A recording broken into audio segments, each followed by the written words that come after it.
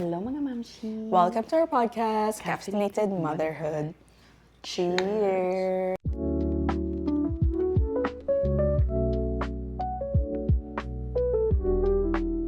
Ooh, very opposite. It's giving hot and iced today. Guys, look at my cute little mug. I like it. It's giving myself cherry and... Cherry ano pa and- ikaw? Parang tayo yun, besh. Cherry and pink is me. Okay. This one, hindi ko alam kung ano to. Should I drink it from here? Salted lang na. Saan ko? Is it like salted na may mocha? Ay, ang sarap! Parang ma-dark siya na parang... May event kami kahapon. Ito? Bridge siya. Ah, sarap. Masarap siya. I like this. I like the combo. Parang matamis siya na maalat na... Okay, for today's episode, we are talking about...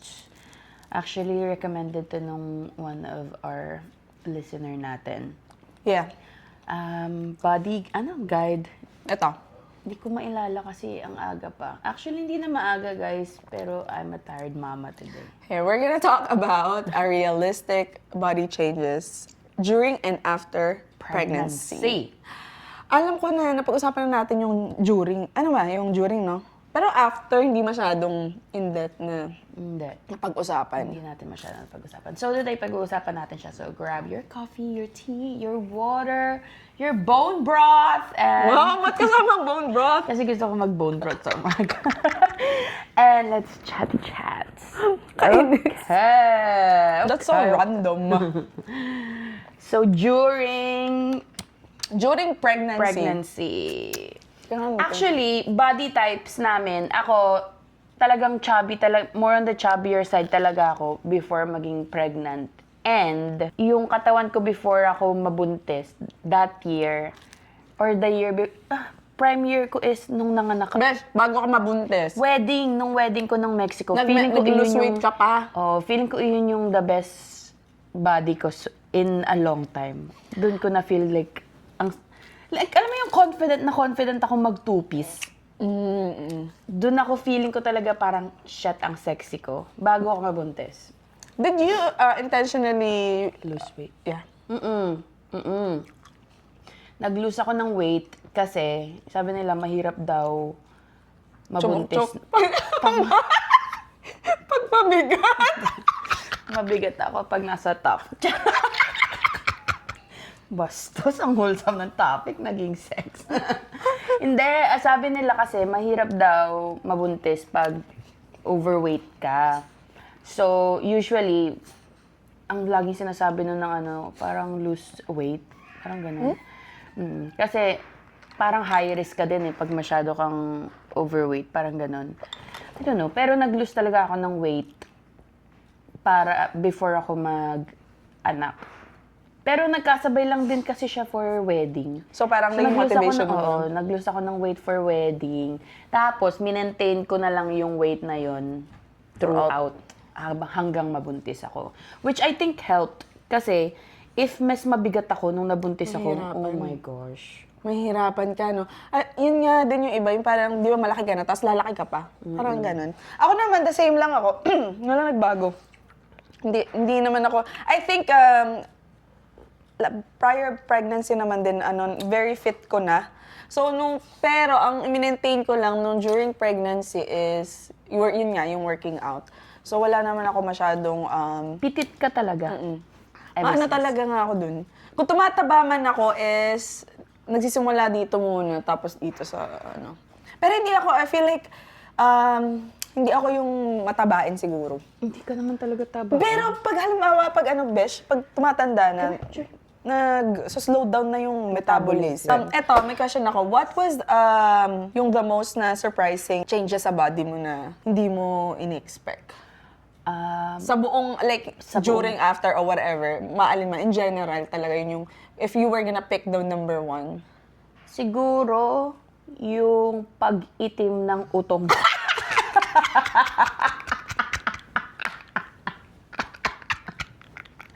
Kasi nakakatakot. Sabi ko, lutang itim. Where's dati ma-red? Oo, medyo ma-red-red pa siya. Hindi siya ang itim talaga. I don't remember. Tapos, lumaki yung areola part Oo ko. nga, oo nga. Ang laki. Like, siguro kalahati ng dede ko. I remember us talking dito sa nag-showan pa tayo ng mga, uy, ganito ba yung ano nyo? Ng utong, di ba? Ng dede. Oo, kasi ang itim. Sabi ko, holy shit. Like, sabi ni TJ, oh my God, that is a dark nip.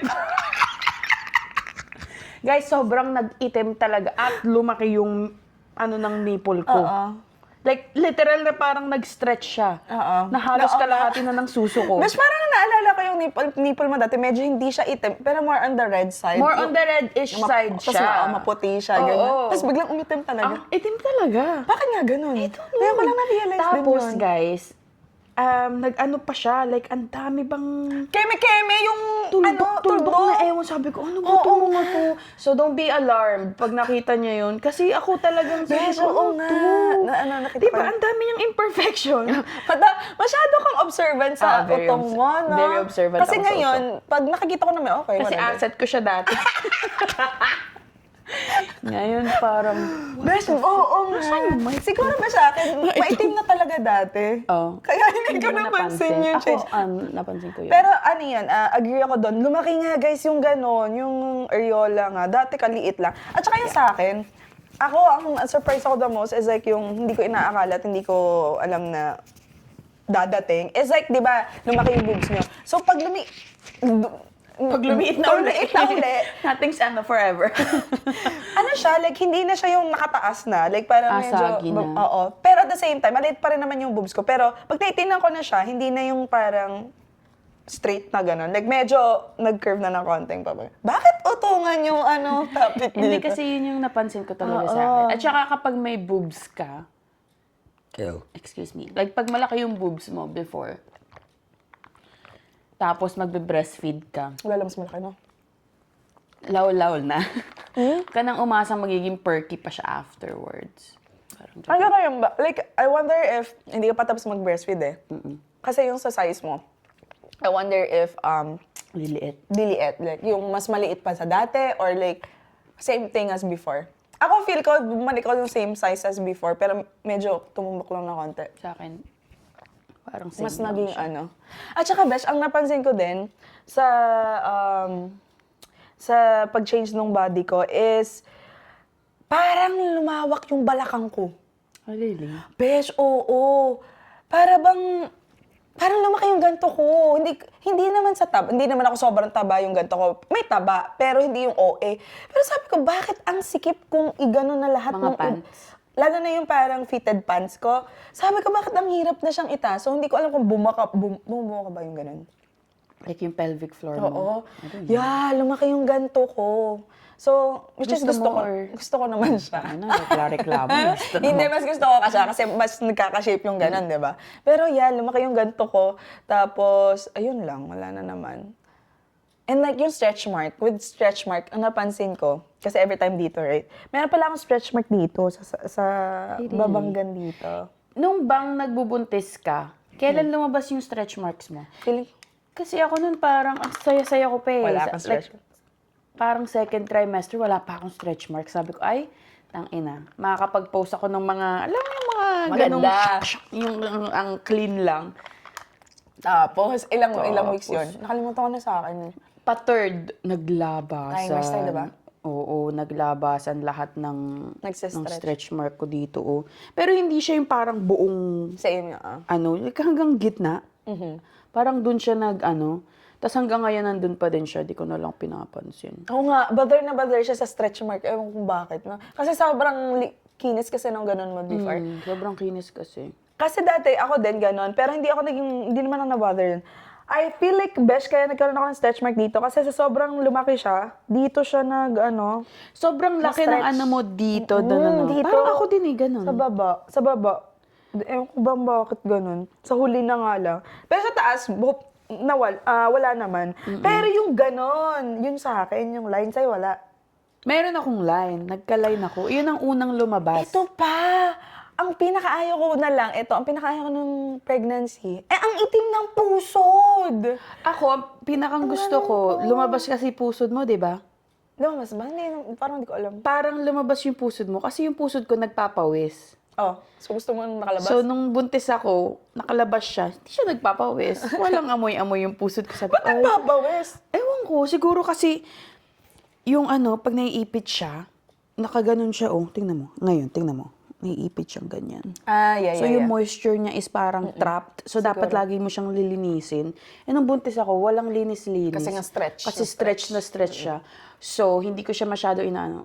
Ayun, siguro gustong-gusto ko. Yeah, yung yun. sa akin maitim yung puso. Kasi every time nang picture tapos ilalabas ko yung ko, parang pangit, may parang isang dot na gano'n, whatever. Yun yung one thing na hindi ko in-embrace. Yung line, okay lang, yung stretch mark, whatever. Pero yung puso, parang ang dumi kasing tingnan. Dugyot. Sabi ko, ano ba to? Sa akin yung stretch marks ko parang, Di mo na matanggap after. yeah, parang kapag titingin ako ngayon sa mirror, doon ako lagi napapatingin na parang, Until now? ang pangit. Oo. Okay. Parang ang pangit. Parang paano ko ito itatago? Parang ganun. How did your relationship with your body shift while pregnant? Did you feel empowered, uncomfortable, or both? Super bet na bet ko nung pregnant ako. Parang ang sexy ko. Parang ganun yung pakiramdam ko nun. Ako din, gusto ko rin nung pregnant din ako. Parang nung, di ba nag-post ako na ng, ano ba yun? Boomerang ba yun? Na nasa washroom ako. Tapos, malaki yung chan mo. Oo, tas nakaano lang ako, yung Scrap top. crop top. Hindi, yung ano lang. Bra lang, oo. Tapos, ang ganda lang talaga ng ano ko. Sabi ko, holy fuck, ang sexy ko. Like, Bakit nga pagka-post ko, sabi ko, holy shit, ang hot ko. Parang sobrang ano talaga ako. Like, parang, ang ganda-ganda kong buntis. Alam mo yun, yung ganun, parang sexy-sexy kong buntis. Yung katawan. Parang ganun, oo. Para kasing, hindi siya yung, since I guess nakatulong siguro na hindi ako masyadong malaki na nagbuntis ako na parang proportioned lang yung katawan Yeah. ko. Tapos biglang yung bump mo lang yung nadagdag. Tapos syempre, ang tinatago ko lang naman nun before is yung taba ko sa tiyan, di ba? Ngayon may bump Wala ako. na. Wala yung taba. Walang Oo nga, yan nga. Tapos dito, slim na slim lang yung dito ko. Wala akong mga baby fats nun sa may dede area ko. Tapos, ang perky nung boob ko, sabi ko, ay, shit. Totoo yan. Nung naging pregnant din ako, besh, ang iniisip ko, ay, wala akong iisipin bloated ako. Yeah. Wala. Yung mga ganon, sabi ko, I feel comfortable din with nagbubuntis. Kahit anong suotin mo, wala pa kailang buntis ako. Yeah. Parang ganon, di ba? Oo nga, gusto ko nga Very yun. confident ako nung nagdadala ako. Pero may iba din na ayaw nila na ganon, no? Especially na pag nahihirapan sila magbuntis, tapos yung pa yung aalalahanin mo, oh my gosh. Kasi may iba kasi may sinasabi biglang, oh my God, ang laki mo na, yung mga ganun. Minsan parang, ano lang siya parang literal na, figuratively na sinasabi nila na, ang laki mo na, ang laki na ng tiyan mo, Yeah. ang laki na ng ano mo. Pero like, if conscious ka na sa, alam mo yun, sa itsura mo, tapos sa weight na pinuput. Yeah. Hindi kasi ako nagput masyado ng weight nung buntis ako. Anong weight mo nung... Ako, 140. Inabot yata ako ng 140 pounds. I think 160, 170, 180, mga ganun. Minsan pa naman dun inaano yung weight ng bata. Yeah. Di magiging ano pa yun sa'yo over maisip-isip lang. oo. Bakit hindi ba lumalaki to? Pero like, oo nga. Di ba sa weight yun, Besh? Oo. Tsaka yung haba. Ay. Di ba sinusukat kasi? Sa midwife appointments ko nasusukatin kung gaano kalaki si baby. Tapos, ayun. Wait, eto, Besh. Out of topic. Hindi, pero nandun din. Gusto mo ba pag halimbawa may lumalapit sa'yo, tapos Hawakan siya, no? Pag-usapan natin ba yun? Pag close lang kami. Ay, ako sa, hello, yung Oo, parang pero ganun. hindi yung parang, Sino to? Ba't may nawakan kamay? Kasi parang marami kasi ding haka-haka before na, alam mo yun, yung parang, yung mga masasamang, yung mga evil eyes. Meron dun. Yung mga, sa Philippines kasi uso yung ganun eh. Basta may Na mga pag ginawa evil ka, eyes na nabulungan yung Oo, may mga ganun. So, kapag ka-close ko, kunyari ikaw, si Steph, si Sam, kunyari mga ganun. Baby, yung, parang yun na yung connection nila kay Avery. kay baby na. Oo. Parang for me, yun yung way nila to show love. Pero kapag random, parang, kasi may mga tita na randomly, Mga ganun. Sabi ko, please lang po, huwag niyo akong Ako hawakan. nga din. Pero siguro pag strangers, I'll feel weird, pero okay lang. Eh, nangyari na, nandiyan ka na, hinawakan mo na. Pero pag very close naman, okay naman din ako. For me. Sometimes, may narinig kasi din ako na ayaw nilang hinahawakan. So parang ngayon, at the back of my head, kung hindi ko masyadong close, hindi ko talaga Hindi ko hinahawakan. hinahawakan. Ako din, oo. Kasi parang may narinig na akong ganun. So like, nag-ano na rin ako, nag-isip na ako para for them, Yeah. baka mamaya, sila ma-weirduhan sa akin na gumaganon. Tsaka yung mga comment ko nga na, oh my God, you look so big na. Yung mga Hindi na. very, tinatry, minsan lumalabas pa din siya sa bibig ko. Kasi yun yung natural. Parang dun ka lumaki na. Dapat besh, yung bump. Oo. Big Oh na my yung God, bump. baby's looking, Ay, oh, baby's so big. Yung ganun, parang hindi siya direct atake kay mami na, laki mo na. Kasi kami yung siya lang yung nakakaramdaman nila na malaki na sila. Yeah. Mukha na talaga sila malaki. Okay, eto. Ano pa ba ditong question natin? 6 months? Immediate postpartum. What did no one tell you about your body after birth? How did you feel the first time you look at your postpartum? Let's talk about the pressure to bounce back. Eto, after mong mga anak, dahil ko kasing I think may pinost akong reel na 24 hours after giving birth. Oo. Tapos Yeah. nagpalit ako ng Oh, yeah? Oh, yeah, meron kang reel nun. parang may reel ako na. After mong mga anak, anong feeling na, di ba jiggly lang siya? Yeah. Anong na-feel mo? Na-feel ko after gumanak, like, na talagang the first day, The first day after mong mga anak. Yung first washroom mo. ang bigat.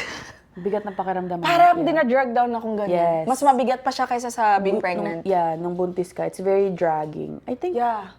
na-feel ko din yan. Oo, I think lahat naman ganun. And, ang na-weirdohan ako is like may nakalawlaw na Chan? tiyan. Yeah. Knowing na ang naging, throughout my life naman, hindi ako yung parang ganun lagi. So parang every time na gaganon ako, ba't may extra skin na lumalapat dun sa malapit sa pepe ko?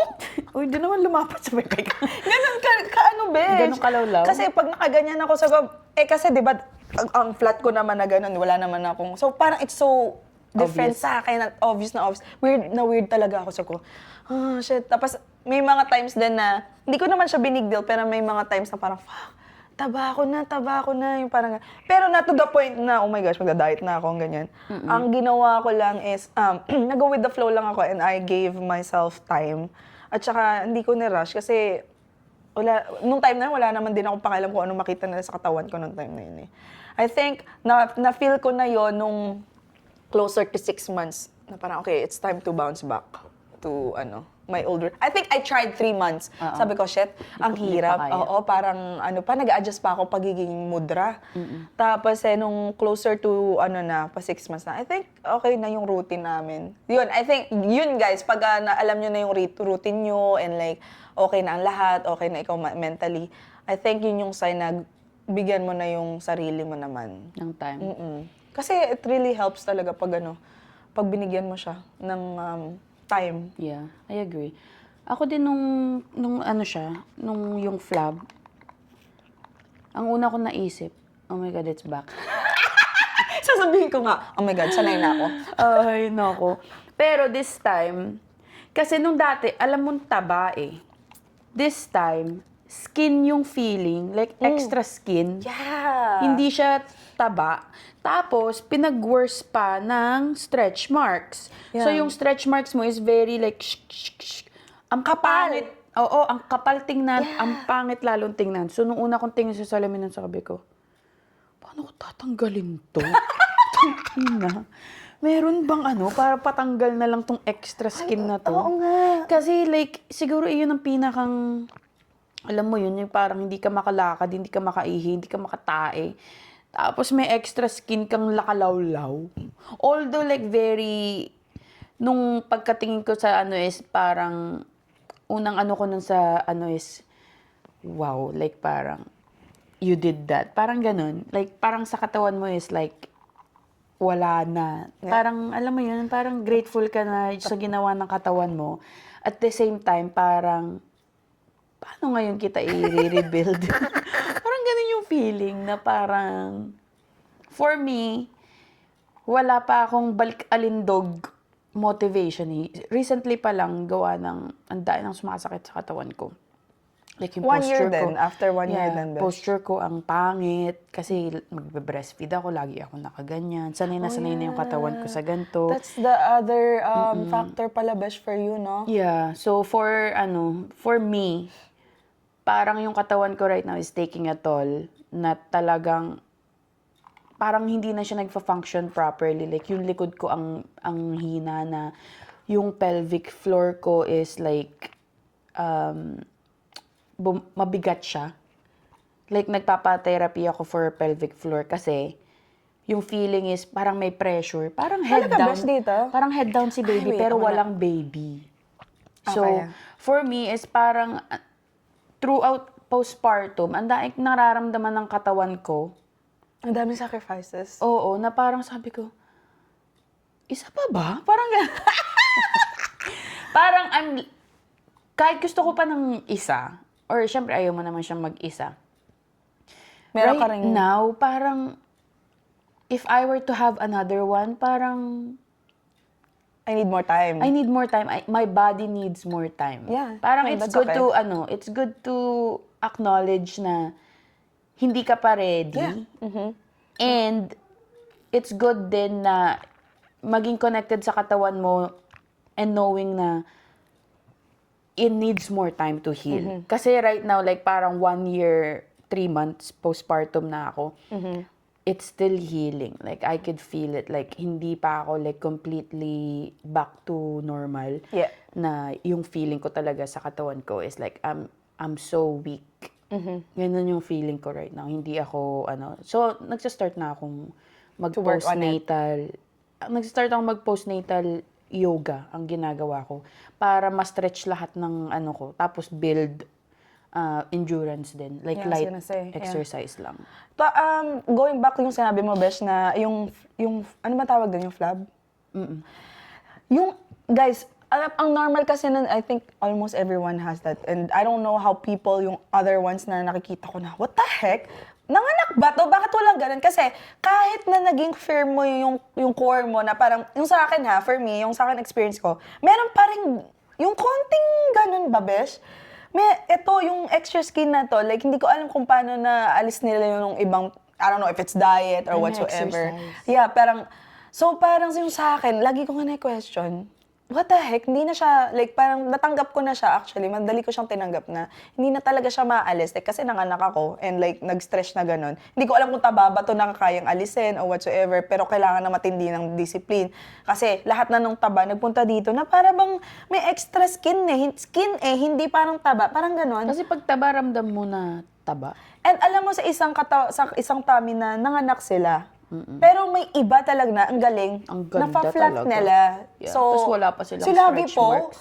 oh my gosh. Hindi mo labi. Masyado. Nakita mo yun, Besh, kakaanak lang, tapos walang, ganun talaga. So I was like, wow, sana alam ko kung paano. Parang, pero ako, saka na, pag talagang desidido kung gusto kong mawala yun. And then, eto, may nabanggit ka din about the pelvic floor, Keme. Yung sabi mo, ano yun, yung nananakit yung... Hindi siya masakit. Mabigat. Like, parang kailangan kong iskupin yung pepe ko para itaas. Talaga? That's, Parang ganun. Pina-check ko siya, sabi ko, Sabi mo nga sa akin, ano ba yun? you asked me to. Nag-prolapse ba mga organ ko? Like, sinabi ng mami ko, yung uterus mo baka bumaba nung nanganak ka. Yung parang ganun. Like, parang may ganun daw. Tina-check ko sa pelvic floor therapist. Hindi naman daw masyadong maano yung prolapse. Pero baka ramdam ko daw more than other moms na nagpo-prolapse. Pero sabi naman, hindi siya malala. Kasi, ang nararamdaman ko lang is kapag matagal akong tumatayo or nagdi-deep that's squat crazy, ako. oo. Or may buhat ako. Kunyari buhat ko sa AV, nasa labas kami. Nagmamall. Mararamdaman ko yun. So, ayoko na lang lumabas. Hindi ko alam kung naramdaman ko na yun, pero parang... Yung feeling na full, kailangan mong anuhin yung pepe mo, itaas. Like, minsan tinataas ko siya sa... Parang nasa labas ako, parang kumakambyo. Sabi ko, tangin, hindi ko na kaya. Ang sakit talaga. Tapos kailangan ko siyang iyupo na itaas yung paa ko. Tapos, ikakambyo ko siya pa ganun. Para ba talagang tinataas ko yung That's crazy. Ako, hindi ko organs na ano yun. Yeah. So, ang dami kong nararamdaman. body-wise, postpartum, tapos plus pa ng anxiety, very high alert yung katawan ko sa mga tingling, numbing. So, nararamdaman ko lahat yun, nag-go spiral yung ulo ko. So, it's Tapos ang not dami mong iniisip. Oh, it's not a Sus very ko po. good combination. Nga. Turpe. Tapos nagka-health scare pa ako. Nga. So, I'm very on the edge. Wow. Talagang... Like, right here. Like, lagi ako nakaupo right here, on the edge. Okay, ito. How can partners better support moms through body changes sa tingin mo? I think, Para sa mga partners dyan. yung mga, si TJ lagi, kasi lagi ko sinasabing pangit ng stretch marks ko. Like, parang gaganon ako lagi.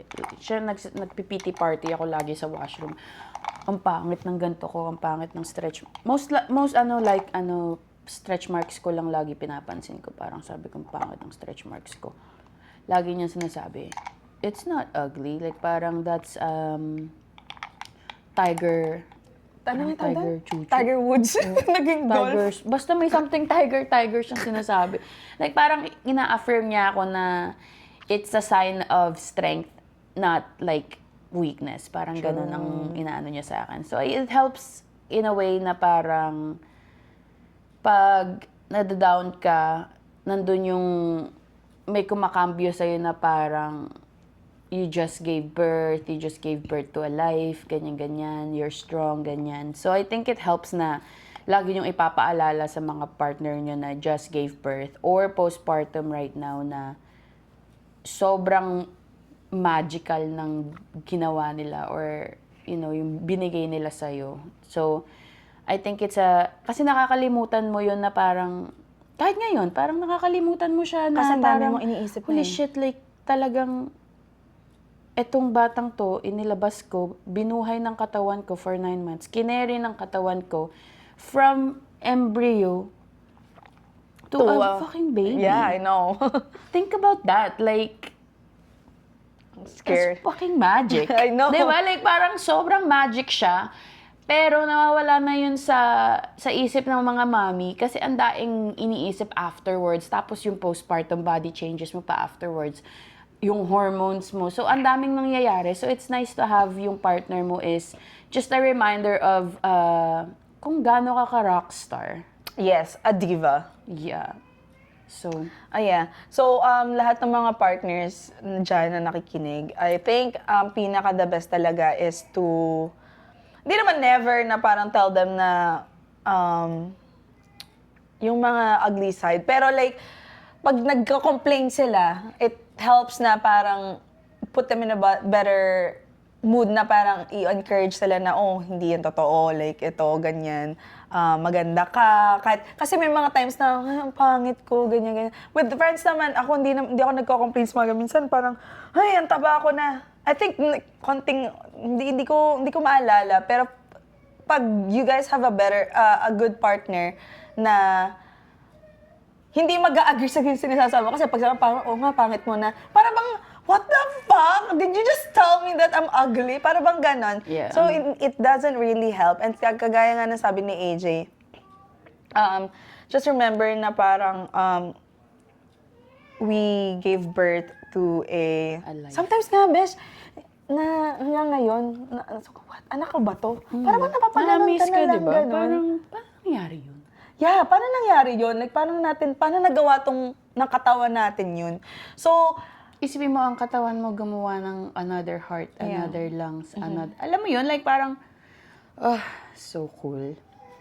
ako din. Na-amaze pa rin ako until now. And I don't know till when. Pero, ayun, having a good partner na nagsusupport sa inyo to, with your ugly thoughts is helping talaga. Yep.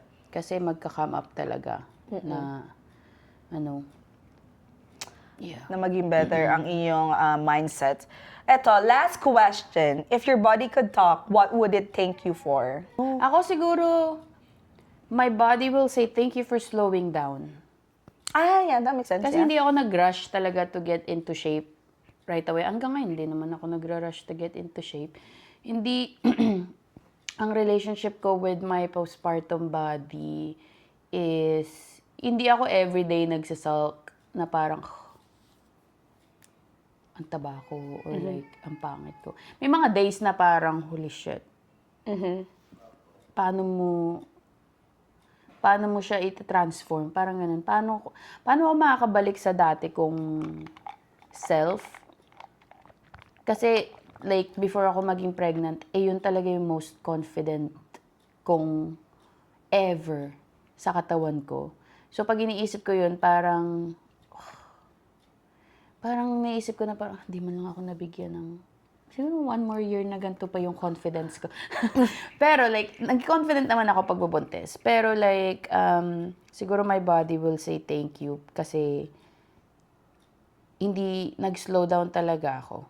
And I feel like, yun yung privilege ko natin with like yung 1.5 years na maternity leave, yung hindi mo kailangang go right away, diba? You're just That's caring true. for baby. And I'm so thankful for that. Kasi feeling ko, that also helped me to just like, lay back, just relax, yeah. just, alam mo yun, like parang kasi, hindi ako nag-obsess right away sa, I gotta get fit right now. Parang ganon. And I think na my body really needed Yeah. time True. to slowly heal. And it's still slowly healing. Like, I could feel it. Feeling ko, I'm so connected to my body now Than before. than before. Ngayong nanganak na ako than before. Like, mas na-appreciate ko na yung katawan ko. Mas feel connected na ako sa kanya. And mas naririnig ko na siya when it needs rest. Parang ganon. That helped me. Postpartum helped me with that, I think. Ako naman, I'm the opposite. Di wow. That my body would thank me for finding that time na to get back naman. Yung kung sa kanya slow down, sa akin naman, di naman sa nag-rush. I feel like mas iba lang talaga yung situation ko na yung mindset ko is like, okay, let's go back to my old self. That helped me na parang na-balance yung 50%, I'm a mom, but 50%, I think, I'm back. Oo, I'm back with my old self. So, yung nasa gitna nun, dun yung naging, para bang best, napakakontento ko na ngayon.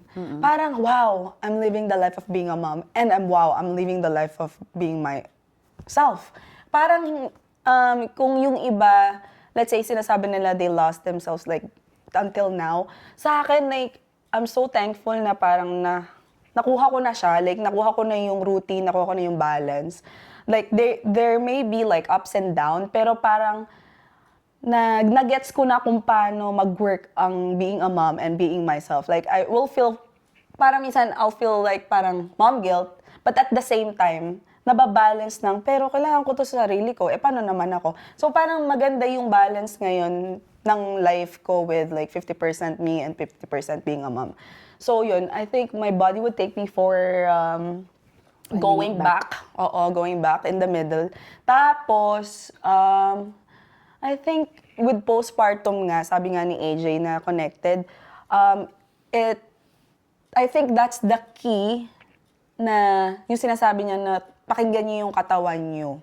Kasi wag niyo i-compare siguro yung sarili niyo with me, with AJ, na, oh, am I supposed to be like AJ, like slowing down? Am I supposed to be like Che? Like parang, ito na, ano na siya, get back. Kasi we have our own story and like own body. Like, hindi ko naman katawan yung sa inyo. So parang whatever makes you, at saka different din sa situation, di ba? Whatever makes you feel good, oo. And like mentally, physically, emotionally ready with whatever, yun yung gawin nyo. Hindi pwede namin sabihin na maggawa kami ng rule na you have to do this right now. Kailangan yung pakinggan yung katawan nyo, kailangan mong pakinggan yung surroundings nyo kung okay ba na mag-get back in shape na ba ako, yung anak nyo. Kasi kung ang anak nyo hindi pa masyadong okay, paano ka makakaalis to do stuff for yourself, diba?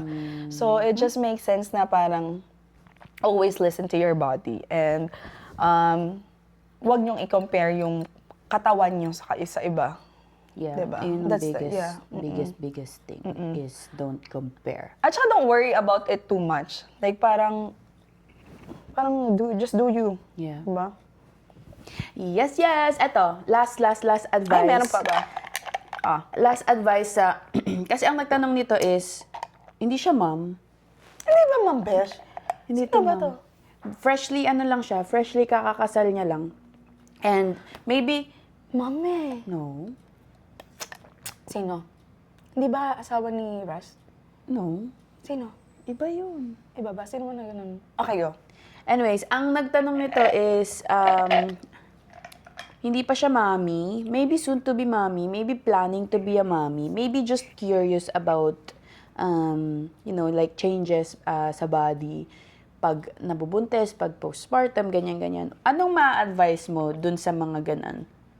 Na parang, they're still trying to figure out what to do, and they're trying to prepare as much as they can mentally, physically, sa maybe pagbubuntis, maybe pagiging mommy, yung mga ganon. Like parang wala pa sila sa mommyhood. Ma-advise na Ma-advise mo in terms of changes sa katawan, ano yung ma-expect nila, ano yung ma-ano nila. ang ma-advise ko, ang unang pumasok sa isip ko is be open. Ako yun lang. To be short, ayoko nang, eto, dapat ganito, dapat ganyan. Parang pinaka dulo niya is like, you have to be open for all the possibilities. Oo. Kasi, sasabihin ko ganito, ganyan, tapos hindi naman mangyayari sa inyo. Yeah. Parang ganun. So, alam kong ready ka na. Actually, you will never be ready. Like, parang kahit maging ready ka, hindi mo pa rin alam kung ano yung darating sa katawan mo, di ba? So, pag naging open ka, pag inilatag mo na lang yung sarili mo dyan and let it happen, it will be a smooth process. Kasi lahat tinanggap mo na eh. Open ka na sa lahat na mangyari sa'yo. Yeah. So, walang magiging conflict on anything. Di mo i-blame na, akala ko ba ganyan? Walang expectation. Kasi mas maganda pag wala kang expectation and you're just like going with the flow. Wala kang iniintindi. Wala kang dapat i-resolve pag nangyari to, ganyan. At less thinking. So, ready ka na if open ka talaga sa mga possible na nangyari. Kasi nung magbubuntis ako, Besh, open ako na pag nabuntis ako, hindi na ako masyado makagala. Para bang ganun yung example ko. Open ako na pagkatapos ng Hawaii namin, kasi nakuha ko na yung dream vacation ko, is open na ako kung ano pang mangyari, kung magiging mahirap man to, hindi kami magkakaroon ng mga budget, hindi na ako makakaganyan. Open ako sa mga bagay na yun. Open ako na hindi na ako makaka-hangout masyado, na magiging pangit yung katawan ko. Stuff like that. So, ayun yung parang naging key ko na, okay, yeah, let's do it. Like, I wanna have a mini-me or mini-friends. Parang ganun. Ikaw? Ako din. Parang ganun din ako. Parang wala akong Hold back, no? Wala akong hold back. I think, do what you need to do. Kahit sabihin ng iba ng OA naman ito. Kasi ako talagang over-prep ako eh. I think. Pero, Nung nangyari na, Besh? hindi. Oo. Pero like, ayun kasi yung personality ko na parang I need to know. Ako is very like, I need control. So, gagawin ko lahat ng feeling ko dapat kong gawin to feel na I'm in control. Kasi parang the biggest thing about pregnancy and any changes after that is you don't have control. Yeah. Parang kaya mong iplano lahat na dapat ganto. Sa pagbubuntis ko, dapat ito kakainin ko, dapat ganto, ganyan. Giving birth, ito. Hindi yun mangyayari. So, for me, parang do what you need to do to feel like you're in control if you're, like personality like me. And then, wag ka na lang mag-expect ng, at the same time, like, no expectation sa outcome. For me, it's easy, it's hard, easier said than done. Yeah, it's easier said than done siya for me kasi nga, yung personality ko is like, I need control. So, nung lahat ng ko is like, hindi nag-go as planned, medyo na ka. Oo, talagang nawindang ako na parang what the fuck. Parang ganun. Like parang same thing with my body na parang yung pagtingin ko sa kanya, like parang sabi ko, what? Dito yung Oo, parang to? Like nasan yung katawan ko before ako magbuntis? May ganun akong feeling, pero like, I think acceptance is key. when you're control person, di ba? When you're controlling, parang tanggapin mo na lang and then move on to the next one. Tanggapin mo na lang and then do something that's gonna make you feel again na parang kontrolado mo uli. Parang gano'n na for me. Yun ang ano for me. So, sa mga balak mag-mommy na have the same personality as me, Ganon yung I gawin. think yun yung itatrain mo. It's more so like training of the mind Yeah. than physically for me. So, yeah, do what you need to do to feel like you're ready, you're in control of everything, kahit ano pang sabihin ng ibang tao. And then, if things don't go as planned, just accept. And then, find another thing to do that. Yan, parang ganun. No, ibalik. Ibalik yung That's a control good for one. I you. like that. But, yeah. Yeah, because not everyone has the same personality as me. Oh, very opposite talaga tayo. Very opposite talaga kami. Yeah. If you guys don't know that by now, parang siya very Ganon. ebbs and flow. Ako parang, Pero ang gusto ko naman sa kay AJ, like when she was talking about this, she knows that she's in control, pero at the same time, nafifind mo siya ng solution. Kasi ang hirap na kontrolado, tapos stuck ka lang doon, and then you just get frustrated. Yeah. So I like how like, nabuo mo na, kailangan ko ng acceptance to go, to go back. Alam mo yun. So yeah, maganda yun. I love that. yeah, ayun lang. Ayun lang, ang yeah. aming topic. Yes. But, yeah. Pregnancy, body, before, during, after, just know that, sorry guys, just know na whatever yung image mo after, mawawala lahat yun pag tinignan mo na yung baby mo. Yeah. I don't know. Totoo. Yeah. So, just give yourself grace. Yes. If you are postpartum like us, and if you are pre-pregnancy, just brace yourself. Tinangkot. Just brace yourself. And, ayun. Yeah. Kaya mo yan. Kaya nyo yan. Maganda pa din tayo whatsoever. Like, basta. Ayun. Basta, magaling tayong Basta, lahat. ang cute natin. That's Anyways, it. that's it for our topic. Sana may nakuha kayong I love this topic. I love it. Actually, yeah. I had fun Yeah. talking about body. Body image. But yeah, we're gonna end this podcast and we'll see you guys on our next Ay! episode. Wait, sabihin mo. Alin?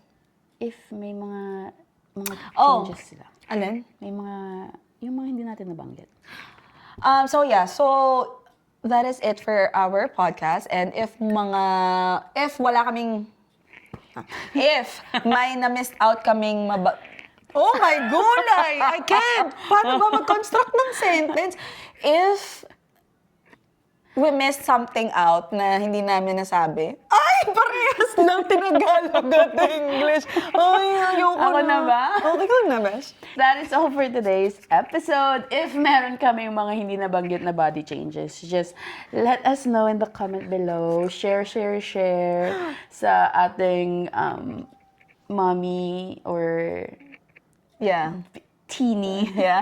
And we love more topics, so let us know. I love how you guys are Kaya mo pa ba? I love how you guys are ano nga tawag dun, Besh? Telling us? Hindi. Suggesting? Suggesting topics. Gusto ko yun. Kasi wala na kaming brain cells. Para bang na-cover na namin lahat. Pero parang may mga points kayo minsan na, we should talk about that. Yep. Tara, yeah. Yep. Oh, ito wait lang ha. Alam niyo guys, after din ng pregnancy, feeling ko, ang dami ko ng white hair. Sabi ko sa kanya, tumatanda lang siya. Hindi. Aging. Sabi ko, bakit ang dami ko ng white hair? Anyways, that's it.